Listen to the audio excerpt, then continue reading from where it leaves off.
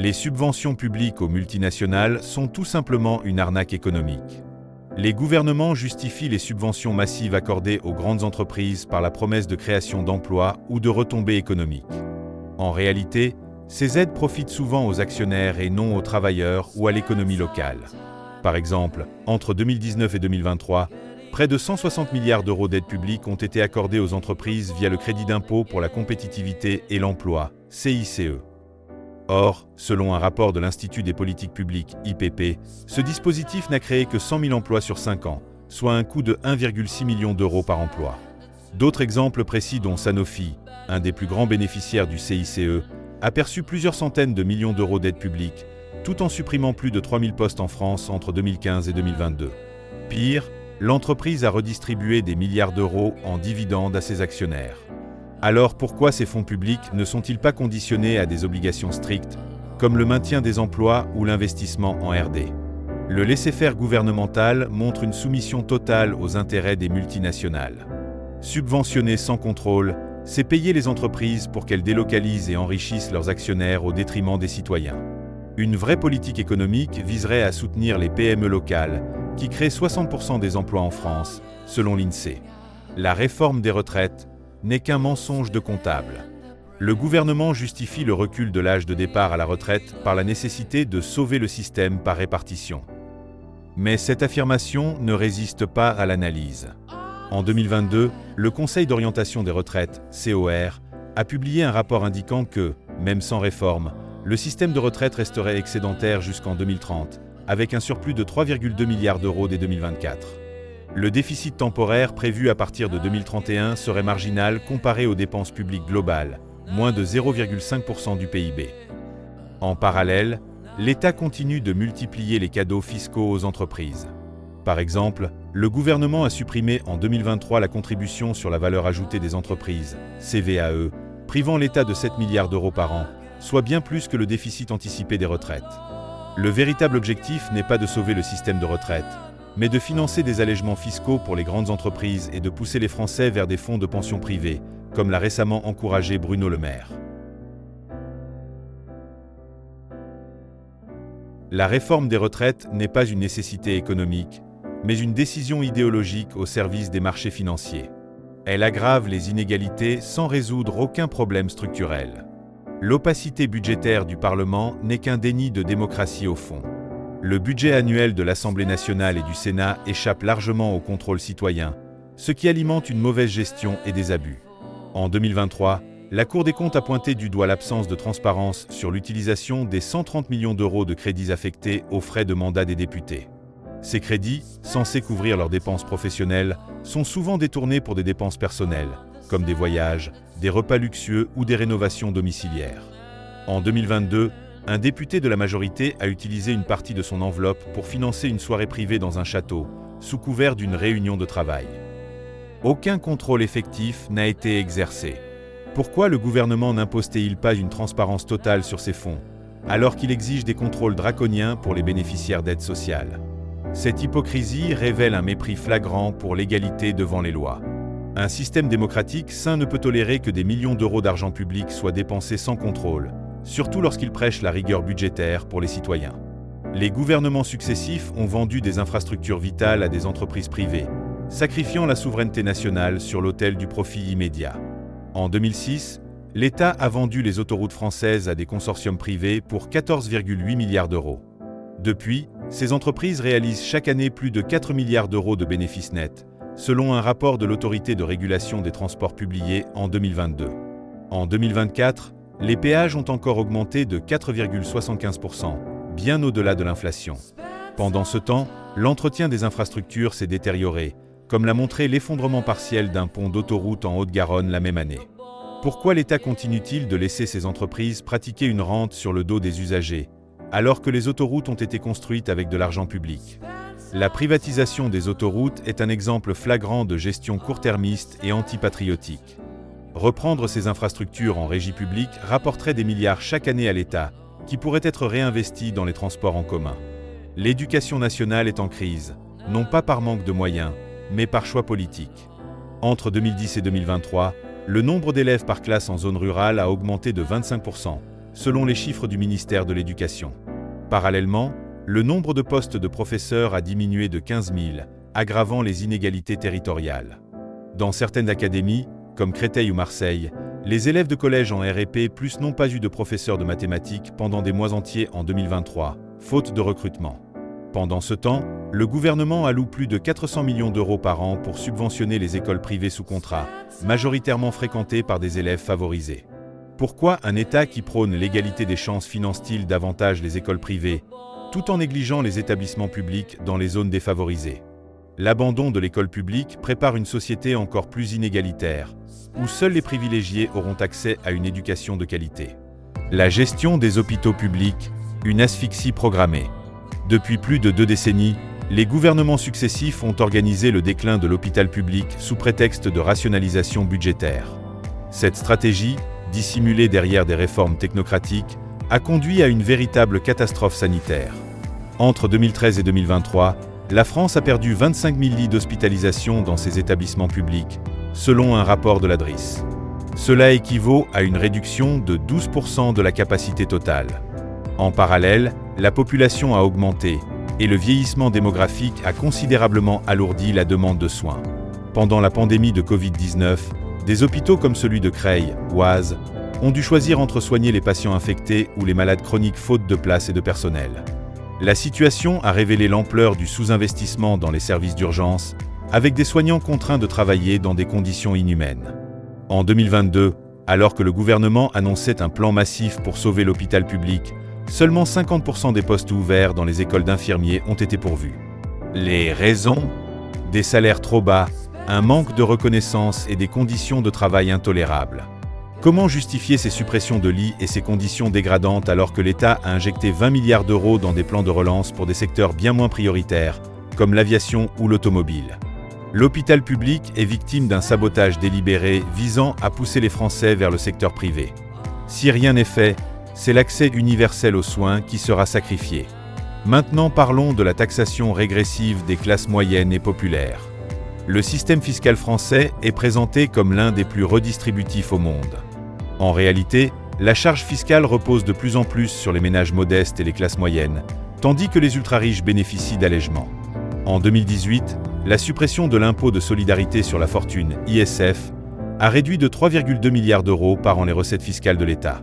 Cette décision, prise sous prétexte de stimuler l'investissement, n'a eu aucun effet mesurable sur la croissance ou l'emploi, selon un rapport de France Stratégie publié en 2022. Exemple bien précis. À l'inverse, la hausse de la contribution sociale généralisée, CSG, en 2018 a directement pénalisé 15 millions de retraités qui ont vu leur pouvoir d'achat baisser de manière significative. Ces mêmes retraités financent, en proportion de leurs revenus, beaucoup plus les dépenses publiques que les grandes fortunes exonérées d'ISF.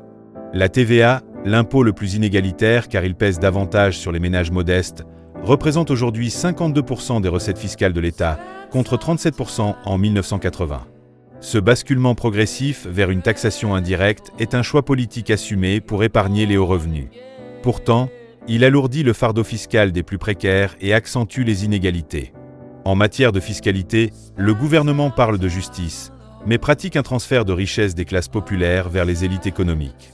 Les décideurs politiques se présentent comme les garants de l'intérêt général, mais leurs décisions sont souvent influencées, voire dictées, par des groupes de pression privés. En 2023, Transparency International a révélé que plus de 70% des amendements parlementaires sur les sujets économiques et environnementaux étaient directement rédigés ou inspirés par des lobbies.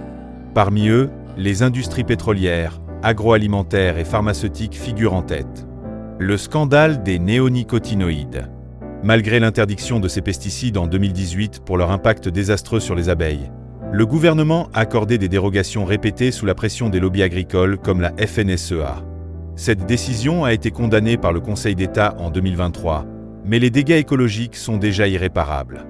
En 2024, le Sénat a adopté un amendement rédigé par l'industrie automobile pour repousser les normes anti-pollution Euro 7, au prétexte de protéger l'emploi. Pourtant, selon des chercheurs indépendants, cette décision retardera de 10 ans la réduction des émissions de particules fines, responsable de 48 000 décès prématurés par an en France. Pourquoi les élus acceptent-ils d'être les porte-parole des multinationales, alors que ces décisions vont à l'encontre de l'intérêt collectif ? L'influence des lobbies sur la politique française est un problème systémique qui met en péril l'intégrité démocratique et les droits fondamentaux des citoyens.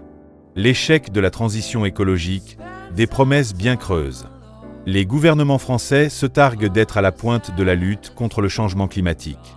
Pourtant, les actes ne suivent pas les paroles et les retards s'accumulent. La France est en retard sur 9 des 10 objectifs climatiques fixés par l'accord de Paris, selon un rapport du Haut Conseil pour le climat publié en 2023. Par exemple, les émissions de gaz à effet de serre liées au transport ont augmenté de 3% entre 2015 et 2022, alors qu'elles auraient dû diminuer de 20%. Le fiasco des subventions pour le développement des énergies renouvelables. En 2024, un audit parlementaire a révélé que plus de 30% des fonds alloués à ces projets ont été captés par des entreprises étrangères, sans aucun impact direct sur la production nationale d'énergie verte. Pendant ce temps, le gouvernement continue de soutenir des projets climaticides comme le terminal méthanier de Dunkerque, qui a reçu 800 millions d'euros de fonds publics en 2023, malgré son rôle dans l'importation de gaz de schiste, particulièrement polluants. On peut se demander pourquoi financer des infrastructures fossiles au lieu d'accélérer le déploiement des alternatives durables. À savoir que l'inaction climatique du gouvernement n'est pas due à un manque de moyens, mais à une absence totale de volonté politique. Regardons son profil public. Présenté comme le président du renouveau, Emmanuel Macron a promis une révolution centriste basée sur l'efficacité, l'équité et l'écoute des citoyens. Mais derrière cette image se cache un exercice du pouvoir marqué par des choix polémiques et souvent contradictoires. En 2018, sous sa présidence, la suppression de l'impôt de solidarité sur la fortune, ISF, a été justifiée comme un levier pour attirer des investisseurs. Cependant, un rapport de France Stratégie, 2022, a montré qu'aucune création d'emplois significative n'a suivi cette réforme, tandis que la mesure a directement profité aux 350 000 contribuables les plus riches de France. Le mouvement des Gilets jaunes, 2018 à 2019, a exposé un fossé profond entre le gouvernement et les classes populaires. Les revendications initiales sur la hausse des taxes carburant ont été amplifiées par un sentiment général d'abandon. Macron a justifié des violences policières massives. Selon l'IGPN, entre novembre 2018 et juin 2019, plus de 2400 blessés graves ont été recensés, avec une utilisation record de grenades lacrymogènes et explosives, GLIF 4. Comment peut-il prôner l'écoute et la démocratie tout en favorisant des mesures antisociales et répressives qui aggravent les inégalités et minent la cohésion nationale? Regardons son profil public. Ministre de l'Intérieur depuis 2020, Gérald Darmanin s'est positionné comme le garant de la sécurité en France. Cependant, son parcours est émaillé de scandales et d'accusations, remettant en question son aptitude à représenter une institution aussi sensible. En 2018, une plainte pour viol a été déposée contre Darmanin par Sophie Patterson-Spatz, concernant des faits remontant à 2009. Bien qu'il ait été finalement relaxé, cette affaire a jeté une ombre sur sa nomination en tant que ministre de l'Intérieur, un poste chargé, paradoxalement, de la lutte contre les violences faites aux femmes. En 2023, sous son ministère, la violence des forces de l'ordre a atteint des niveaux alarmants, notamment lors des manifestations contre la réforme des retraites. Amnesty International a dénoncé des violations systématiques des droits de l'homme. Le maintien de l'ordre pendant la manifestation de Sainte-Soline, mars 2023, contre les méga-bassines a conduit à 2 manifestants gravement blessés, dont un dans le coma, à la suite de tirs de LBD, lanceurs de balles de défense. Darmanin représente-t-il l'autorité ou l'abus de pouvoir? Peut-on confier la sécurité nationale à un individu aussi controversé et marqué par des dérives autoritaires? L'Assemblée nationale, un lieu de débat ou une chambre d'enregistrement? L'utilisation abusive du 49.3. Depuis 2017, le gouvernement a eu recours à l'article 49.3 de la Constitution plus de 30 fois, contournant ainsi les débats parlementaires. En particulier, la réforme des retraites, 2023, a été imposée sans vote, malgré une opposition massive dans l'hémicycle et dans la rue. Les impacts. Cette méthode a provoqué une crise démocratique, avec un record d'amendements bloqués, plus de 20 000, par le gouvernement pour limiter les débats. Les conflits d'intérêts fréquents. Selon l'Observatoire de l'éthique publique, 24% des députés de la majorité présidentielle sont liés à des intérêts privés susceptibles d'influencer leurs décisions. Par exemple, certains députés siégeant à la Commission des affaires économiques ont des participations dans des entreprises du secteur énergétique ou bancaire. L'Assemblée nationale est-elle encore le cœur de la démocratie ou un simple relais des intérêts gouvernementaux et privés? La Cour des comptes, un arbitre ou un acteur sous influence? Analyse biaisée des dépenses publiques. La Cour des comptes est censée fournir des analyses impartiales. Cependant, plusieurs rapports récents mettent davantage en lumière des secteurs sensibles, santé, retraite, tout en épargnant certaines niches fiscales. Par exemple, en 2021, la Cour a critiqué les dépenses hospitalières excessives, mais n'a pas évoqué les avantages fiscaux accordés aux grands groupes pharmaceutiques, estimés à plus de 3,2 milliards d'euros. Les influences indirectes des lobbies. Un rapport interne de 2022 a révélé que plusieurs membres influents de la Cour avaient des liens directs avec des cabinets de conseil privés comme McKinsey. Peut-on encore considérer la Cour des comptes comme un organe neutre, ou est-elle devenue un outil pour justifier des choix politiques contestables? Édouard Philippe, le technocrate insaisissable. Regardons son profil public. Ancien Premier ministre, 2017 à 2020, Édouard Philippe est perçu comme un homme modéré et compétent. Pourtant, son bilan révèle des choix controversés et des stratégies opaques. Réforme de l'assurance chômage en 2019. Philippe a initié une réforme qui a réduit les droits de 1,2 million de demandeurs d'emploi, selon l'UNEDIC. Les économies pour l'État étaient estimées à 2,3 milliards d'euros par an, mais au détriment des travailleurs précaires. En 2019, le Conseil d'État a condamné l'État pour inaction climatique sous son mandat. Philippe avait pourtant promis une accélération de la transition énergétique. Entre 2017 et 2020, seulement 40% des engagements environnementaux pris par son gouvernement ont été tenus. Philippe est-il réellement l'homme de la raison ou simplement un gestionnaire des intérêts économiques au détriment des citoyens ?